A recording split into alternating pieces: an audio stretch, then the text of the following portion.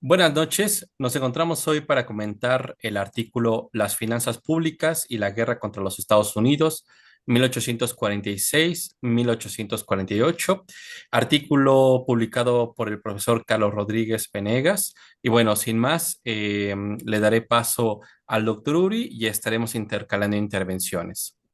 Gracias. Sí, bueno, este artículo refiere más a digamos, a la capa basal del cuerpo político mexicano en el periodo que señala de 1846 a 1848, aunque el profesor Rodríguez, bueno, lo delimita básicamente por cuestión de delimitación de las reliquias históricas que va encontrando, ¿no?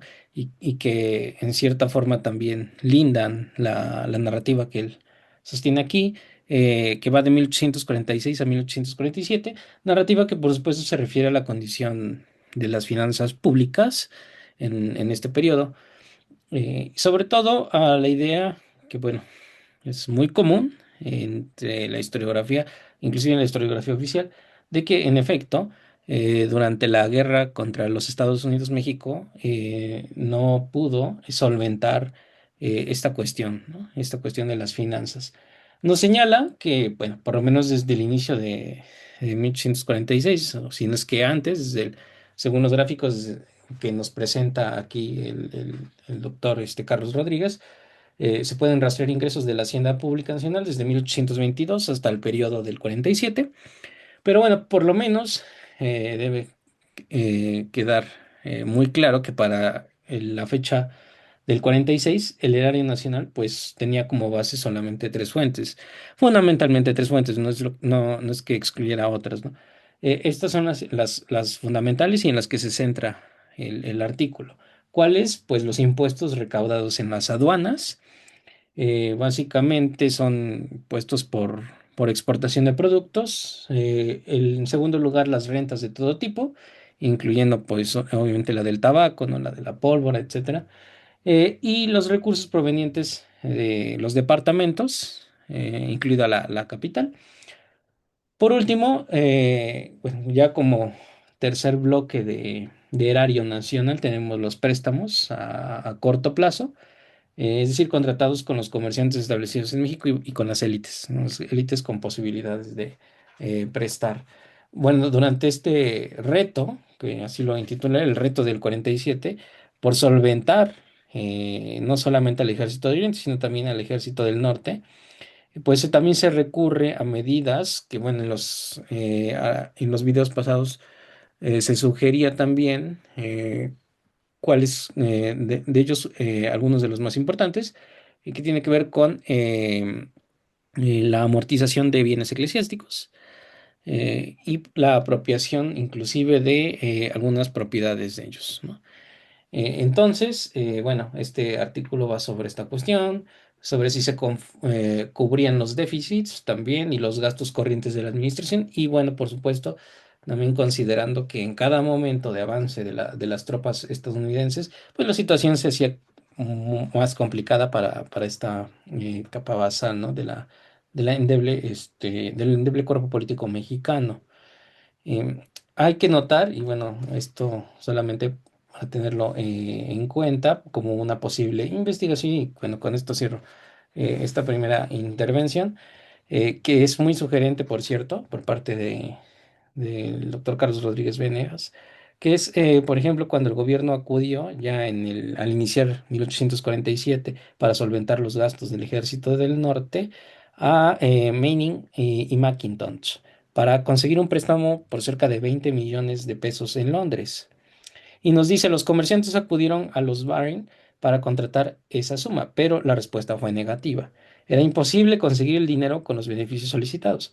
El reducido precio de los bonos mexicanos en Europa impedía colocar nuevos créditos en el mercado londinense y solo se obtendría una cantidad insignificante. Sin otra opción a la vista, el vicepresidente Gómez Farías decretó la nacionalización y venta de los bienes del clero hasta conseguir 15 millones de pesos, ¿no?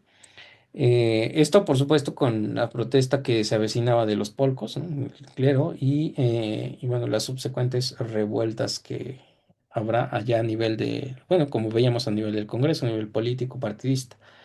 Quiero reservar para un segundo comentario esta cuestión de la recurrencia de los Manning y Macintosh, porque me parece que, bueno, ahí abriría una línea de investigación muy interesante, ya a nivel, pues, no solamente de la estructura financiera del país, sino en lo que se refiere, pues, a las relaciones diplomáticas y, por supuesto, a lo que es, propiamente hablando, las condiciones externas que tenía que ser frente a México, no solamente por parte de Estados Unidos, sino también de Inglaterra, ¿no? Es decir, estamos hablando en general del orbe anglosajón, periodo de expansión del orbe anglosajón en todos los sentidos de su cuerpo político y menoscabo, pues, por supuesto, de México. Bueno, le cedo la palabra al doctor Bitsu.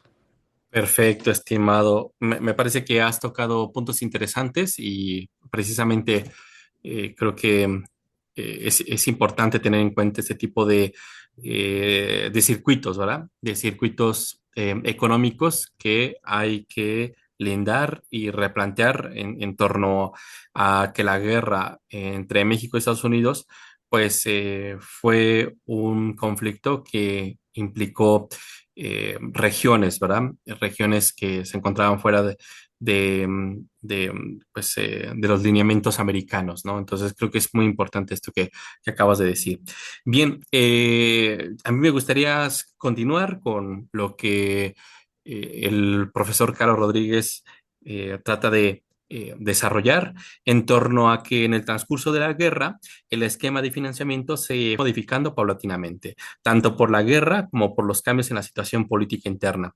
Esto es muy interesante porque los ingresos de las aduanas, como ya bien mencionó el doctor Uri, disminuyeron por el bloqueo y la devolución de la soberanía a los departamentos, que es muy sugerente la reconfiguración de las partes constitutivas del cuerpo político respecto a las finanzas, ¿verdad? Y con esto, parte de los recursos que ahora quedaban en buena medida bajo la voluntad de las élites locales, determinaban también, en este sentido, la política de cada estado, ¿verdad?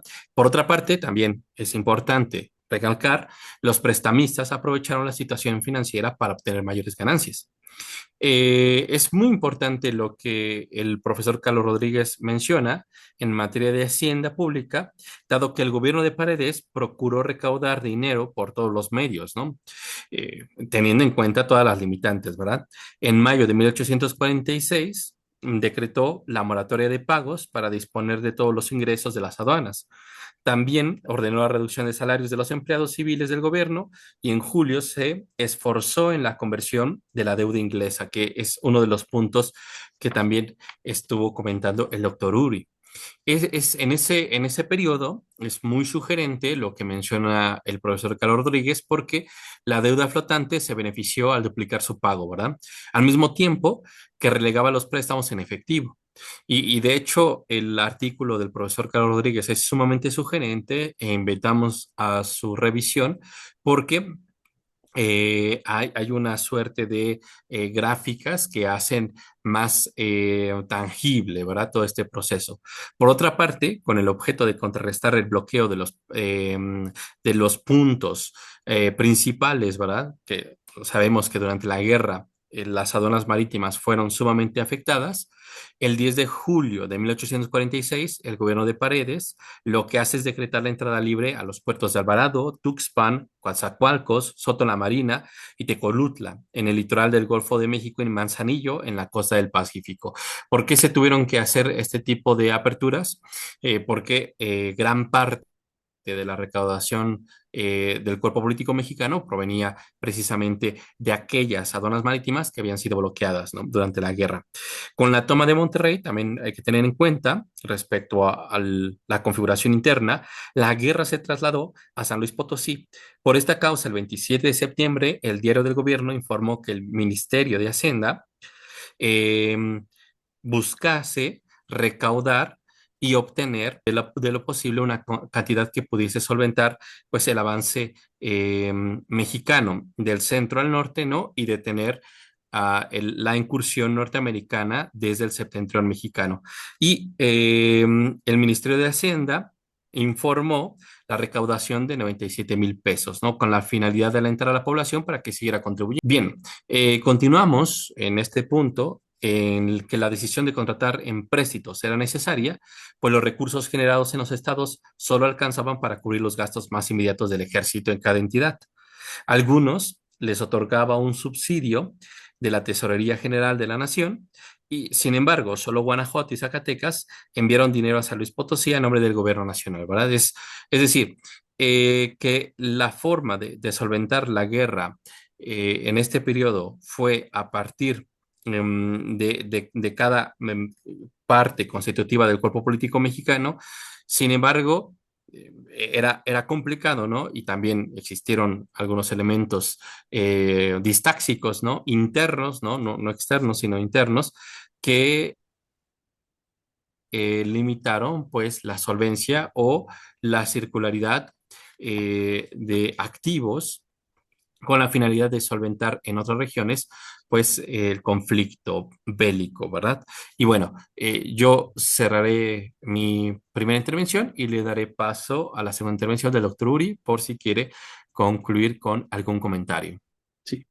Muchas gracias. Bueno, para continuar, esta cuestión de, bueno, de que la estructura financiera era muy endeble y se acudió al préstamo por 20 millones de pesos en la casa Manning and McIntosh.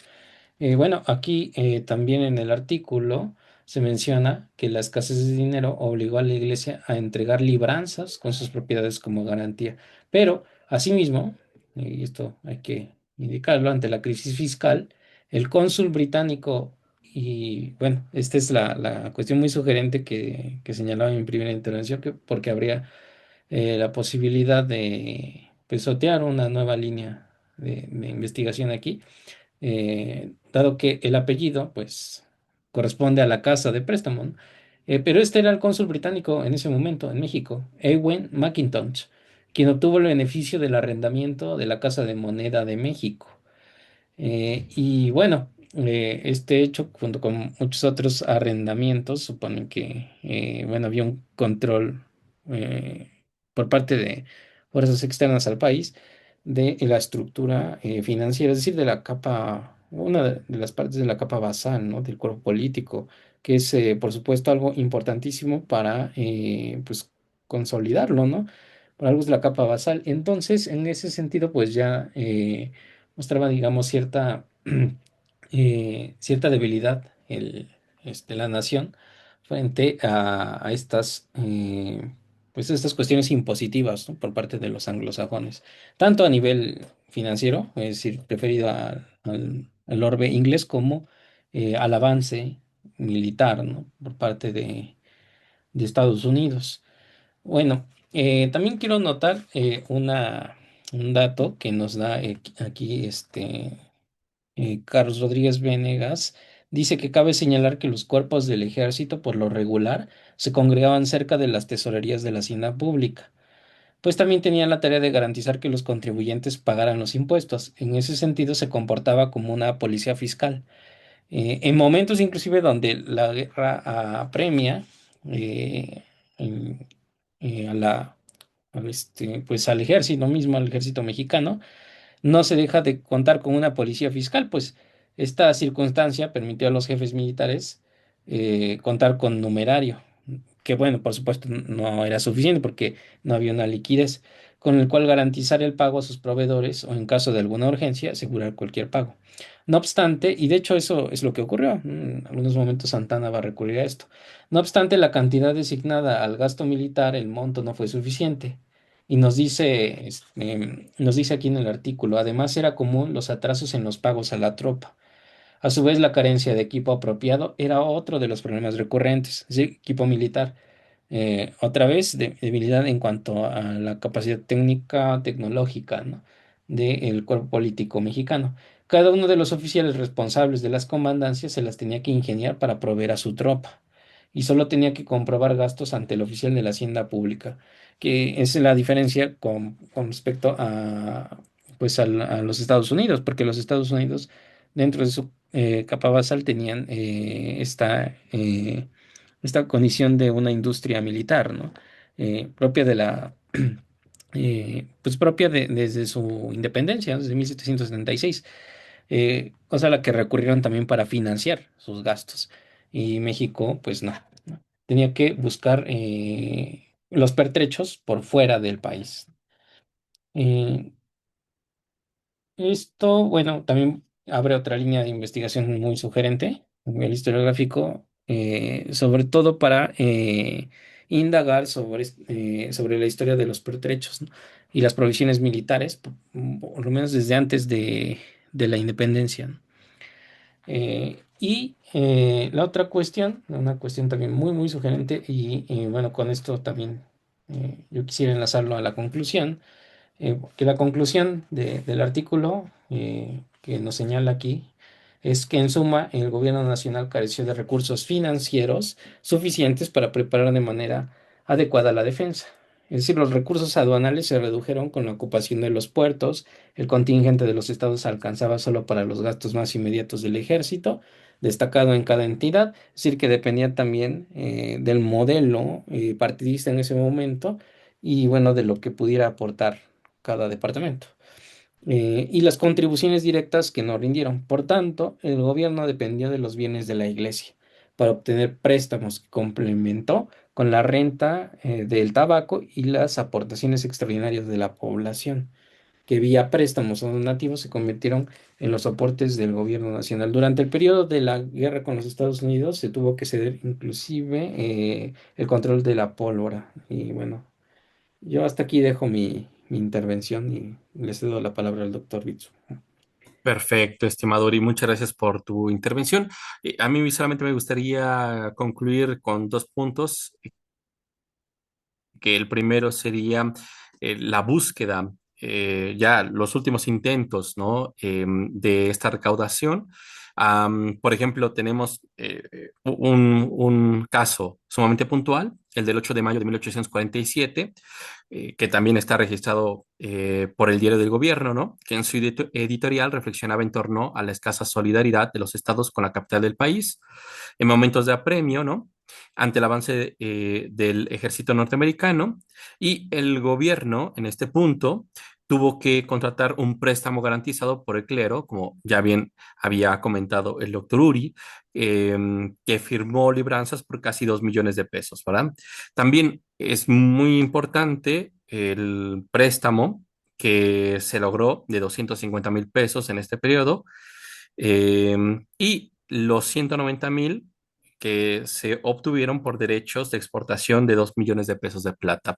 Bueno, pero lo que estábamos comentando, ¿no? Había una gran limitación en este rubro. Y ya finalmente, también que va de la mano con la conclusión que enunció el doctor Uri a través de las conclusiones del profesor Carlos Rodríguez, pues me gustaría comentar cómo la insolvencia del gobierno nacional, pues también determinó en cierto punto, ¿no? Las dimensiones de la derrota frente al cuerpo político norteamericano. Por una parte, el gobierno de la Segunda República Federal inició su labor sin contar con recursos en caja, ¿no? Y sin dos de sus principales ingresos, que eran los impuestos aduanales y las rentas de los departamentos, eh, los cuales pues no tenían capacidad operatoria, y cuando la llegaran a tener, pues mucho quedaba dentro de la circunscripción a la cual se remitían, ¿verdad? Entonces, creo que con esto me gustaría finalizar y pues les agradecemos mucho la escucha de esta intervención.